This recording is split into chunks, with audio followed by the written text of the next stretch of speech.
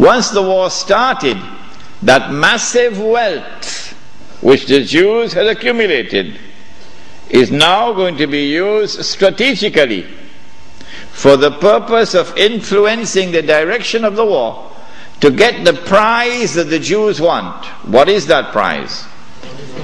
To destroy the Ottoman Islamic Empire, dismantle it, and to cut off the head of Islam, namely destroy the Khilafah. That's the prize they're after. The next prize is to liberate the Holy Land and to get the Holy Land for themselves. This is the prize they're after. Between 1914 and 1916, German submarines now make a surprise appearance into warfare. As when Israel launches her big war, we're going to see weapons that the world has never seen before being introduced into warfare. When the German submarine entered into the war, it tipped the scales on the side of Germany, and by 1916 Britain was on the verge of defeat. German submarines had surrounded and marooned the island of Britain. The French government had fallen, and Germany had occupied France, and Britain was on her knees. This is the moment that the Jews were waiting for. Now the Czech is going to talk. It's called financial diplomacy. The Jews, this is the German Jews, went to the British government and said, let's make a deal. Let's make a deal. We will intervene in the war with massive financial assistance to you. Massive. And we will bring that dark horse into the race. But that dark horse didn't want to come into the race. American public opinion was overwhelmingly against involvement in the war. And the most famous American of all was not the president. He was a man who had established the assembly line for producing motor cars.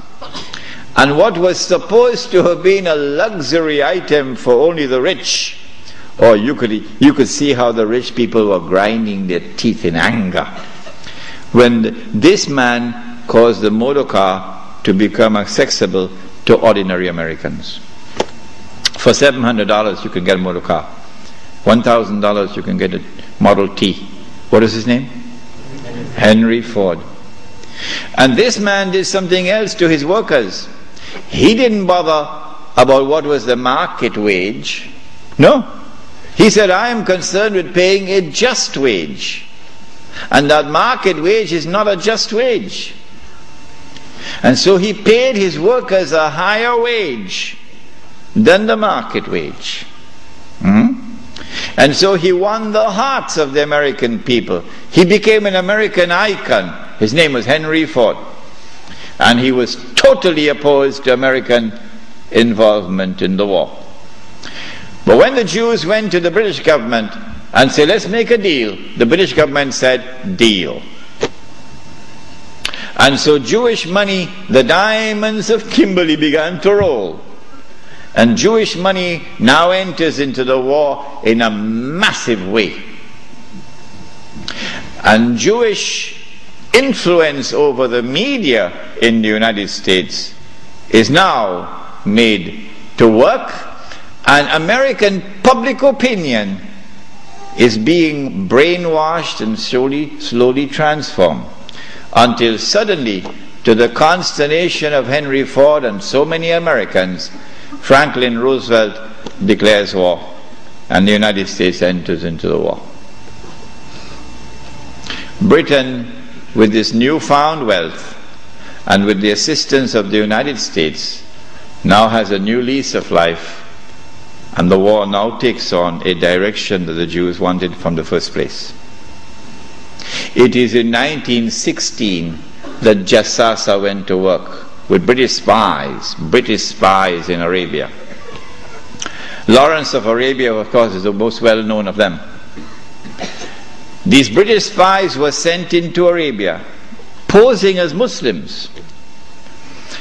And they went to two actors in Arabia, two, One was Sharif al-Hussein, who was appointed by the Khalifa in Istanbul as the Sharif of the Hijaz, Makkah and Medina, in control. Makkah was under the control of an Arab battalion, but Medina was under the control of a Turkish battalion. And I wish I could understand why the Khalifa insisted on the Turkish battalion under the leadership of Fakhri Pasha to defend Medina. I don't know why. So when the British spies went to Hosein, they offered him the moon. They offered him the moon. We will liberate the land of the hated Ottoman Turks, and we will give you independence and freedom, and you will now become the king of the Arabs. Remember, Britain is not talking about Khilafah. No, we'll make you the king of the Arabs. And we also prepared to offer you a little, you know what, just £7 million. Huh? £7 million at that time is what Bill Gates has now. Sharif Hussein, the great-great-grandfather of Abdullah in Jordan now, then betrayed the Prophet Muhammad ﷺ, betrayed 1400 years of history of this ummah, violated the plain and clear command of Allah subhanahu wa ta'ala in the Quran in Suratul Ma'idah, in which He commanded us, Ya ayyuhalladhina amanu la tattakhizul yahuda wal nasara awliya. Do not take the Jews and do not take the Christians as your awliya. Do not establish an alliance with them in which you become dependent upon them and subservient to them. Do not do that, says Allah. بَعْدُهُمْ أَوْلِيَاءُ بَعْضٍ. They are protecting friends of each other. وَمَنْ يَتَوَلَّهُمْ مِنْكُمْ فَإِنَّهُ مِنْهُمْ. Whosoever from amongst you turn to them for that kind of an alliance, you no longer belong to this ummah, you've now joined them. Inna Allah la yahdi al-qawm al-zalimin. Surely Allah will never provide guidance for a people who commit such an atrocious act of wrongdoing. And this is precisely what Sharif Hussein did, and what all his descendants from that day to this day have been doing. But the chickens are coming home to roost now for Abdullah. And the chickens are coming home to roost for Abdullah. When Mr. Bush attacks Iraq, then you're going to see Abdullah's suitcases at work. Yeah. They're all packed already, you know. They're all packed already. As soon as Mr. Bush attacks Iraq, you'll see where Abdullah is going to be headed for. Sharif Hussein now accepts 7 million sterling pounds and enters into a military alliance with Britain and declares himself independent of the Ottoman Khalifa. Once the Khilafah in Istanbul had lost control of Mecca and Medina, had lost control of the Haramain, had lost control of the Hajj, you pull the carpet, you pull the rug from underneath the feet of the Khalifa. His Khilafah is now losing legitimacy. Can anyone be Khalifa? Can you appoint a Khalifa here in downtown Lakemba? Can Mullah Umar have been recognized as the Khalifa? No, why not? Because when the Hajj comes, Amirul Mu'mineen Mullah Umar will have to apply for a Saudi visa to perform the Hajj. Huh? And if the Saudis reject the visa, the Khalifa can't perform the Hajj. Alright?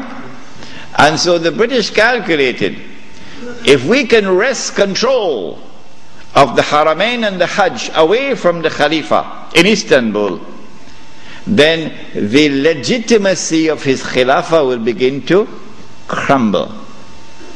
And so this was 1916. The British spies then went to the second actor in the Arabian Peninsula. I mean, Britain has a PhD in deception. If you want to destroy the Khilafah, okay, you have to make sure that it cannot be restored. How can you take the entire world of Islam with so many ulama and ensure that not only is the Khilafah destroyed, but it cannot be restored? That's a tall order. How to do it?